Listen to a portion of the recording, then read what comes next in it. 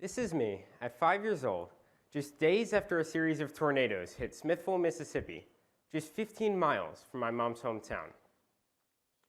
I may not have fully understood the events at the time, but watching a tornado literally level a small town of 882 people permanently changed my outlook on life. This profound moment sparked what is now a roaring fire inside me to help others in any way I can. I have dedicated my academic career to physics, and I'm committed to using scientific discoveries to help solve society's greatest challenges. So last summer, I was lucky enough to work at the National Center for Physical Acoustics at the University of Mississippi with Dr. Roger Waxler. Surprising to a young man from Manhattan, Mississippi has the most tornadoes out of any other state, including Tornado Alley states such as Texas and Oklahoma. Dr. Waxler's team specialized in using sound to detect loud, natural phenomena like earthquakes and man-made phenomena like nuclear explosions.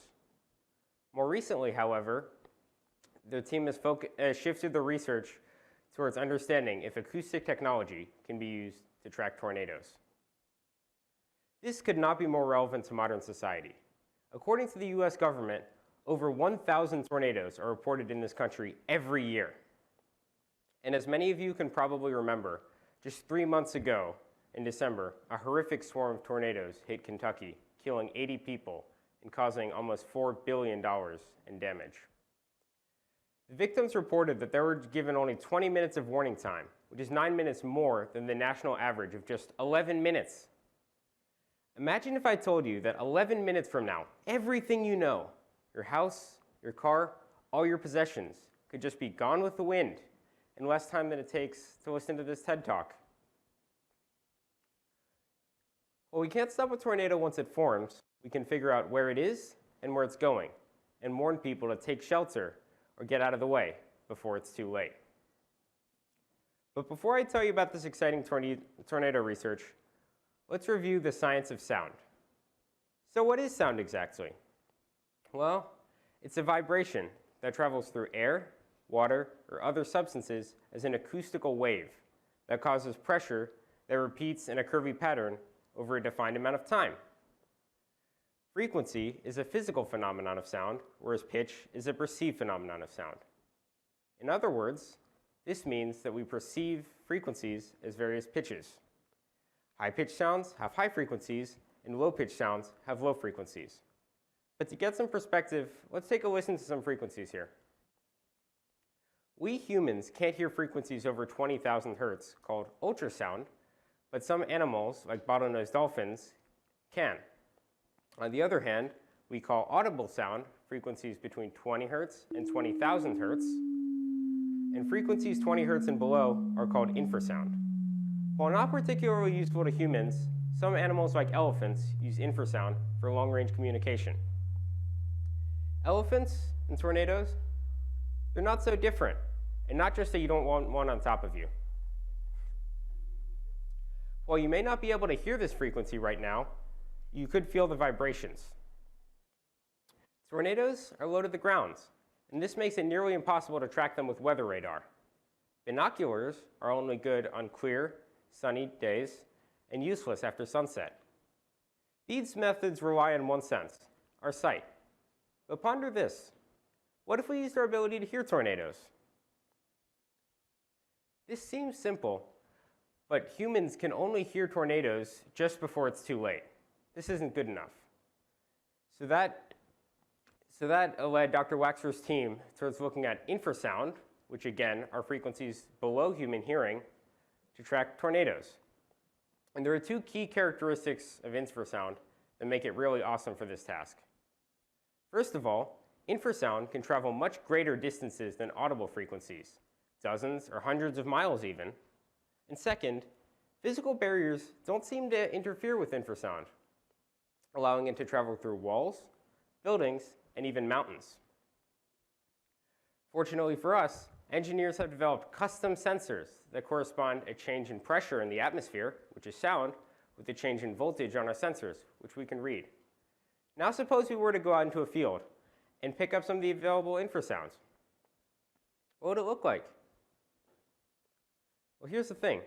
This orange line here is messy. And it's hard to get any useful information out of this, which is why scientists have come up with data filters that we can use to remove unwanted frequencies that muddy the data. Now this is impressive, but it lacks a critical piece of information. Can anyone guess what that is? Direction. Tornado warnings aren't helpful if it's just a binary, is there a tornado, yes or no. We need to understand where the tornado's been, where it is, and where it's going.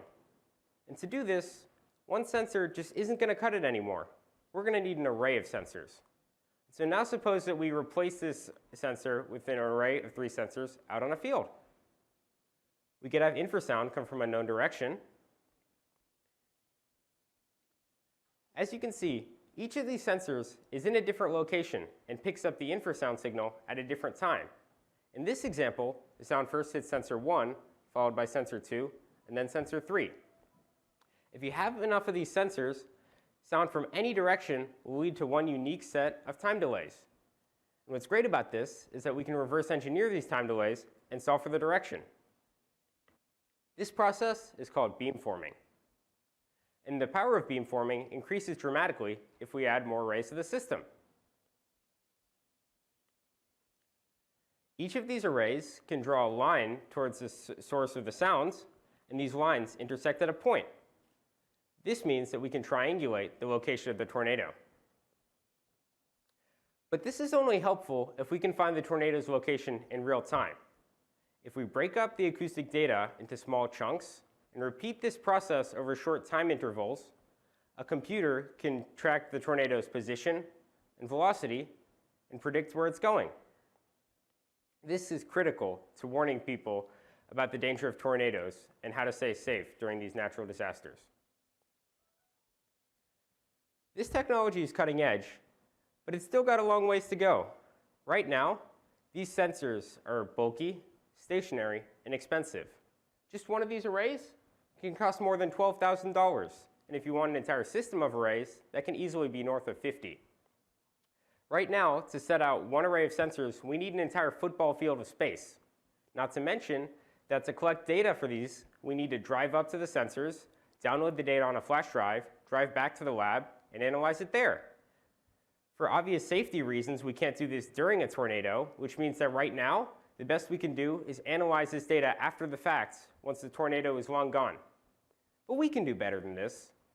Instead, I propose that we use mobile phones to track tornadoes. Mobile phones are, of course, light, mobile, and absolutely everywhere. And the best part is, the infrastructure is already there.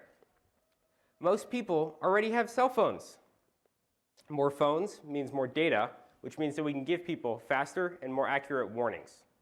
And this technology may be here sooner than you think. With a little more research and development, we can give people faster warnings that give them more time to protect their property and, more importantly, save lives. Thank you.